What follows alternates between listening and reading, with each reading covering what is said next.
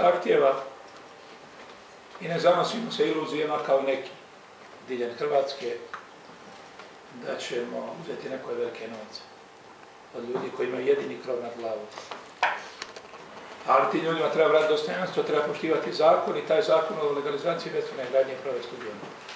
I grad Zagreb je spreman na tom tragu ići još sa komunalnim doprinos po zonama niže, ne ovih 15, 20, 25 i 30%, da će vidjeti kako je tempo i dinamika izvršavanja obaveza građana bit, jer je rok 31. lipanj i spremni smo ne samo još ići linearno smanjivati komunalni doprinos, nego i produljiti rok.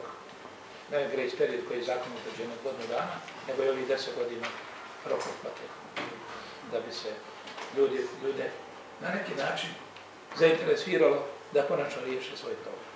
A svi oni koji misle da će ubrati velike novce od ljudi koji nemaju ni 1000 kuna da plaćaju sadašnje režije, a ne još 500 kuna u prosjeku mjesečno za legalizaciju bespravne gradnje, mislim da svi u iluziji. Ne zagovaram nepoštivanje zakona.